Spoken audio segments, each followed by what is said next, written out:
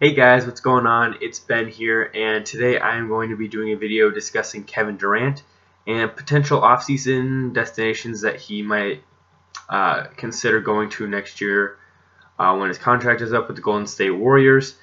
This is a video much like how I did the Paul George, Kawhi Leonard, LeBron James videos last year. I'm doing this one now just to consider where Kevin Durant might think about going, just because he's got a lot of options and he's still in the prime of his career, so it's still very interesting to see where he might be going. And I've narrowed it down to 6 teams, 5 teams I think he will truly go to or has like a good chance of going to, and then 1 team that I just threw in there just kind of for fun, just for the heck of it. So here we go. Actually, it's 7 teams, but there's one that I threw in just for the heck of it. Wait, real quick here. I just gotta find this last salary cap stat. But if you look at the team that I don't think he has any chance of going to, that would be the Oklahoma City Thunder. I think I want to just throw his team in because there's always a shot that Kevin Durant might go back there just to say, hey guys, I hope you don't hate me anymore, I'm coming back. But I really don't think there's much of a chance of this happening. They actually have technically less cap space next year than they do even right now, because they have lots of guys locked up, and Westbrook's salary is going to jump up next year along with Paul George's. They're each going to have a salary increase by $3 million. So they already have $150 million guaranteed in contracts for next year. They'd have around $10 million to spare to sign Kevin Durant to a contract, which I don't think he would do. But maybe he would, just as a big apology to the fans and people of Oklahoma City, just to come back there and play with them. That'd be a pretty stacked team in that case. You'd have Westbrook, Paul George, Kevin Durant at the 3 probably, then, or he might play the 4 with Steven Adams at the 5. Your basic core lineup would probably be something like Schroeder at the 1, Westbrook handling the ball a lot, but also kind of playing the 1. Sort of like a small shooting guard. Then probably George at the 3 and Durant at the 4 and Adams at the 5. That'd be a very deadly lineup, but I'm just not sure that would happen. But I just want to throw the Oklahoma City Thunder in there for fun. Oh my goodness, excuse me, for fun. Alright, the next team, which I think is more serious, would be the Miami Heat, who will have a lot of cap space after this next year. Mainly because Chris Bosh's contract will finally be off. When they released him, they had to pay him the rest of his contract because it was for like a medical reason that Chris Bosh couldn't play. And so after this season, they'll be rid of the $26 million, almost $27 million that he was making, along with a lot of other contracts. Like Wayne Ellington is making $6 million this year; he'll be gone, or his contract will be up. Justice Winslow's on a rookie deal making $3 million. Dwayne Wade will be gone. He's making $2 million. Haslam might be back. He's making $2 million.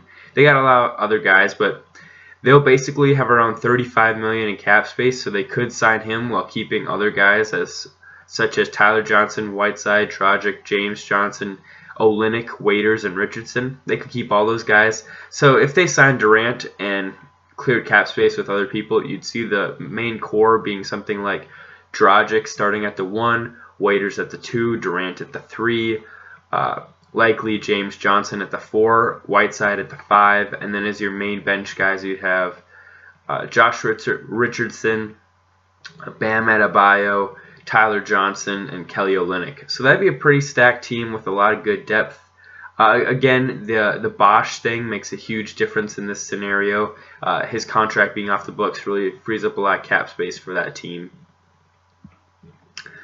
So moving on, we have the Washington Wizards. And also, by the way, I'm going from chances that I think are least likely to most likely. So these ones I think are less likely than the ones that are to come later on. So the Washington Wizards are the 3rd team on here. And they don't have a ton of cap space, or this year they don't, but the good news is that they do have a lot of expiring contracts. Austin Rivers is making a little under $13 million this year. He'll be off the books. Markieff Morris is making a little under $9 million, and he'll be off the books. Jason Smith will be off the books, who's making $5. Jody Meeks is making $3.5. Kelly Oubre is making $3. Satoransky's making 3. So just roughly, real quick, you get about $35 million from all those guys going off the cap. And let's say that they had to clear all those guys to get Durant. Your starting lineup would then look something like John Wall, Bradley Beal, Otto Porter, Durant at the 4, and Dwight at the 5. And then they probably have to sign a few guys for a few vet minimum deals to fill out the bench, because besides that, they'd only have Jan Mahimi. And probably they could re-sign like Jeff Green, who's on a really small contract with them right now, and a few other guys. But that they basically have to do vet minimums for a bunch of other guys. But that would be a really solid core with Wall, Beal, Porter, Durant, and Howard. I think that would, after this year, I think Toronto would fall off a bit, and so you really just have the Celtics and the 76ers as the real huge threats in the East. And I think that if they get Durant, the Wizards, they would definitely be vaulted in that conversation. I'd say about equal with the Celtics. Like, I don't think you could distinguish and say one was better than the other. And obviously this is on paper too, what I'm discussing, and it would be different to see it in person. But they'd have great shooting because Beal, Porter, and Durant are all really good three-point shooters. John Wall would be good distributing, and it would just be a really set team and a really solid team. So yeah, this is one of the teams that I would really like to see Durant go to. Also, Washington, D.C. is his hometown, so that'd be really cool to see him go home and play in front of the fans that know him well. But, you know, we'll see. This is a team that people thought he might go to when he was a free agent in 2016, and he didn't end up going. So we'll have to see if he thinks that anything is different this time around. The next team I have on here is the Los Angeles Lakers. Now, a lot of people in mainstream media think that this is a very likely candidate for where Durant will go. I'm not as sold as a lot of people. I don't see the appeal as much. LeBron would be 34 going into that season, and so I don't think that he's as the longevity of his stay in LA might not be as fruitful as it was in Miami, or his second stint in Cleveland, or his first stint in Cleveland. So I don't know if Durant would be as enthused about going and playing with LeBron. I think it would be cool to see like for one season, but I don't see Durant like signing out. If he does go there, I would predict it'd be a one-year deal, honestly, because I don't see him wanting to stay there long term to work with guys like Ingram and Lonzo Ball and Kuzma, because they're just so young.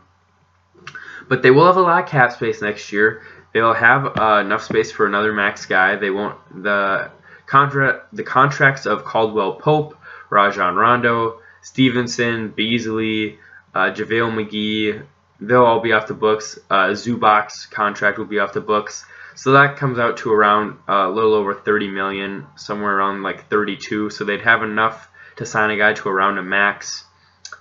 So they could sign him, and then the lineup would look something like Lonzo Ball, and then probably at the 2 you'd play Ingram, and then at the 3 maybe let's see here. This is really hard to figure out because these guys are so positionless on this team, besides like Lonzo.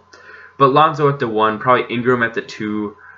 You'd probably say like Durant at the 3, LeBron at the 4, and then Mo Wagner at the 5, I guess. They'd have to start him. And then off the bench you'd have like Kuzma and Josh Hart. But I don't know, that team doesn't sound like a championship winning team to me, so I don't see why Durant would go there. This is definitely the one that I think is like the most talked about one that I definitely believe in the least. I don't really get why Durant would want to go here. I think it would be cool to see just for 1 year. I definitely don't think he should stay there long term, because I don't think that is what is best for him. And even if he went there, I don't even think that they beat Golden State or Houston as currently constructed, unless Lonzo, Ingram, and Kuzma take huge strides forward. But just as they are, I don't see that being a great team. Even if they had Durant, I see them probably winning about 50 games and losing in the second round. But yeah, that's the take on the Lakers. The next team on here is the New York Knicks, who will have a ton of cap space this next year. Let's see here. Enes Kanter will be off the books. Mario Hezonja will be off the books. He's on a 1-year deal. Ron Baker, Emmanuel Mudiay will be off the books. If you just take those 4 guys right there, That's 34 million, and then you have a few other guys down here who add up to another like 4 million. So that's 38 million in cap space. And if they have a way to stretch Joakim Noah's contract, that could create another potentially like 10 million to get you up to around 50 million, from 38 to around 48, 50. So the Knicks have the most stuff that they could play with as far as bringing in a lot of pieces in free agency. If I were them, what I would try and do is try and sign a few guys, like probably sign. I would do Kyrie and Durant would be my main targets. You hear a lot of like Kyrie, Durant, and Jimmy Butler all want to play in New York together. I don't see that happening. There's not enough cap space. I don't think that those guys are going to be willing to sign for like $15 million a piece, like Chris Bosh and Dwayne Wade did in Miami to help fit in LeBron. I don't see that happening, and I don't know. I think really it would be really good to try and re-sign Cantor. And then, but it's going to be hard because he's going to be wanting a similar big contract like he has right now. But let's say you could get him for 6 and then work that a 48 million down to a 42. And then let's say you could get Durant for, let's say he compromises and goes for 27. You're going to have to go lower if you want another star player too. You're going to have to get him to sign for like, I'd probably say around like 22. And then get Kyrie to sign for around 20, because that's realistically the only way you're going to get all those guys. And let's even cut it and say that you don't re-sign Cantor and you're just going to roll the dice on who's going to be your starting center. Then you'd have Durant and Kyrie probably both signing for around 25 if they both want to go there. And so your starting lineup would then probably look like Kyrie, Tim Hardaway Jr., Courtney Lee at the 3, or Tim Hardaway at the 3. Either one could try and play small forward. Probably Durant at the 4 and Porzingis at the 5, with Ntilikina and Kevin Knox being their main bench guys. I don't really like this in that I feel like they'd have to play really small all the time. Durant has played more power forward in Golden State, but I feel like it's for spurts. It's not for a whole game. Despite having he's 7 feet tall, and despite having a huge wingspan and being good at blocking, I don't know. Like, can Kevin Durant really guard a guy like Kevin Love, who's kind of big and bulky? And you know, Kevin Love slimmed down a lot when he got to Cleveland to be able to run the court better, but he still has strength to him. Or you just look at other guys like I'm trying to think of an example here, but there's just a lot of power forwards that are still kind of big guys. Like, could Durant handle a back down from LaMarcus Aldridge? Could Durant, if he went to these Knicks, could he handle playing against a guy like Draymond Green guarding him, who's a lot bigger than him? Could he handle Blake Griffin? Like, those are the guys that he would have to guard, not just for spurts of a game, but basically like the whole time he plays, because he'd be cemented at the 4 if he had to start permanently playing power forward for the Knicks in this scenario. And of course, they could sign vet minimum guys who play in the post more, or like they could sign a guy like, even let's say they cut Joakim Noah, they could re-sign him for the veterans minimum and then play him for like 10 minutes a game at center, or JaVale McGee, or David West retired, but just guys like that who would play a short amount of time in the game but could be a body down low. Similar, if you want an example, think of like what Miami did in 2012, that time period when they brought in guys like Ronnie Turioff. He didn't play a ton, but he could be thrown in for about a quarter a game and just give you some rebounds and some defense and be a low post presence. That's an example that comes to mind. Or how Golden State did bring in David West. That's another really good example. These Knicks would have to do a lot of that, like probably bring in, I think, about 4 to 5 guys like that, which isn't great in that you're then relying on guys who are over the hill to give you significant time and minutes. But it's not bad either, because even these own Knicks in 2012, when they signed a guy like Jason Kidd, who was well over his prime, he still provided really good minutes for them and started a good amount of games, even though he wasn't doing that great. He still was effective. He just wasn't the all-star caliber player he had been previously. But so I do think that this is a definite option. But I just think that the thing people are overlooking is that Durant's going to really have to want this option, because if he wants another star to come with him, he's going to have to take a considerable pay cut, even more so than he is getting now. Because right now he's getting $30 million a year, and so next year he'd have to be willing to get more like 24, even as low as, if they don't cut Noah, he might even have to take like $20 million a year. Because technically, if they don't do anything with Noah's contract, they'll only have $38 million in cap space. So really, he'd have to settle for about 20 a year. Okay, moving on to my next and most likely option, honestly, is the Golden State Warriors. I see Durant staying here. I don't really see him leaving. I really would like to see him leave just because it would be cool and interesting, and it would shake things up, and it would give us something to talk about. But I see him sort of riding this out with Golden State, probably playing here, I'd say until he's like 34, 35, then maybe going to Oklahoma City and playing like 1 year with them before retiring. I just think like he has this great opportunity right now to win tons of championships. I'd say he has 2 right now, and the Warriors have 3 in the last couple of years. But by the time they're done, I could see them with about 3 more.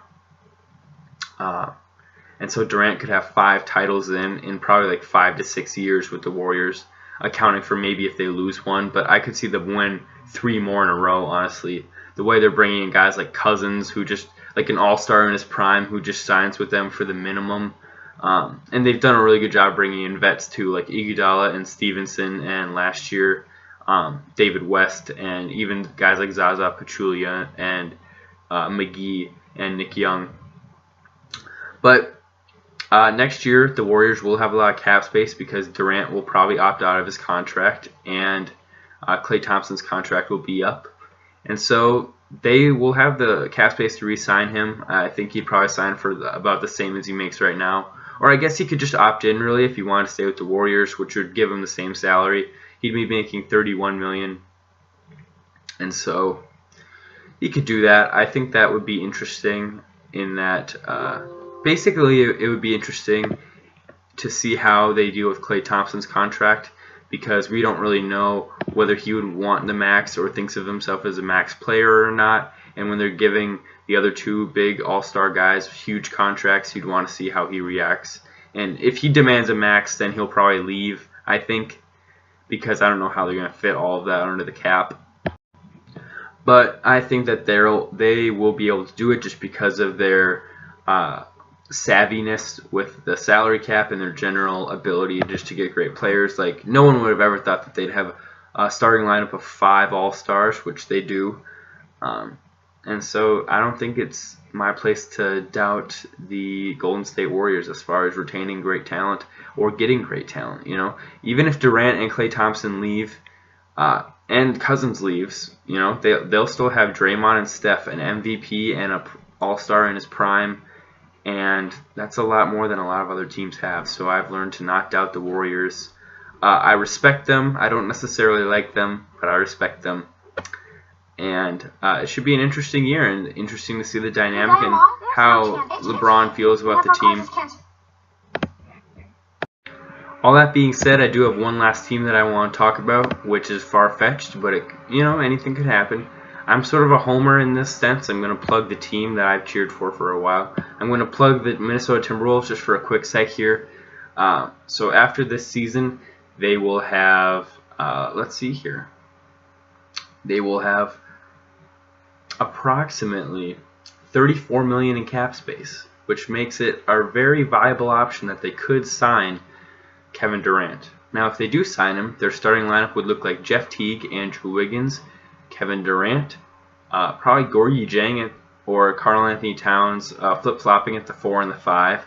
That would be a really solid lineup to me. They'd have probably Derrick Rose off the bench then, and maybe Tolliver if they re-sign him, and Luol Deng maybe if they re-sign him.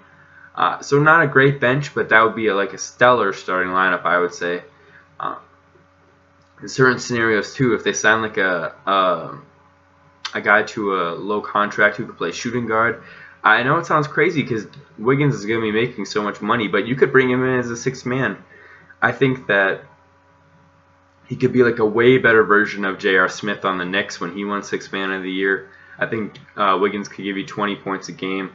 Well, not a way better version, but just a better version, because J.R. Smith was really good as a six-man for the Knicks.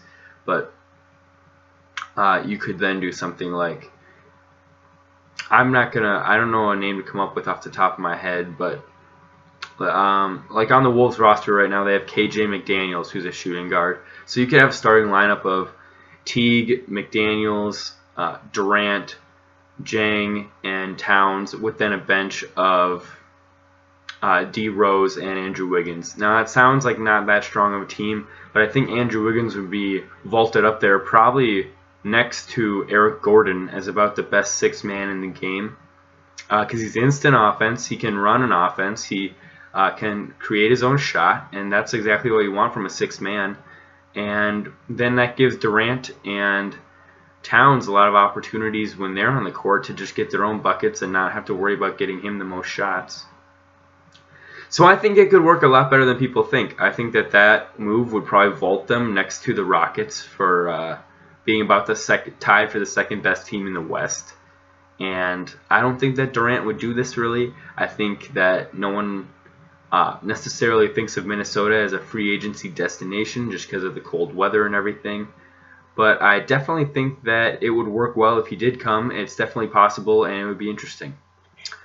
So I hope you guys enjoyed this video. I hope you found it a bit informative, a bit interesting, some ideas to consider on where Durant might go.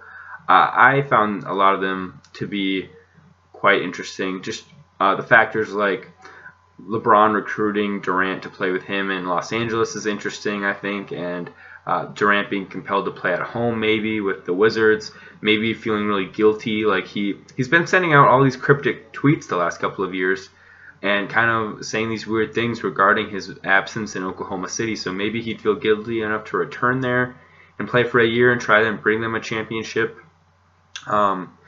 Miami just has a cap space, that's why I threw them in there. The Timberwolves I threw in just because I like the Timberwolves and hope that they do well. And Golden State just because that's probably where he's going to end up. And the Knicks just because that's what everyone's been talking about and everyone wants to idealize and fantasize about a big four with Kyrie, Butler, Durant, and Porzingis. So those are why I chose those teams. If you have other teams that you think that he's going to go to, you should let me know in the comments. Let me know other thoughts about the video in the comments too, whether you agree with the teams I came up with, disagree with them for some reason. Let me know. Have a good day, guys. Bye.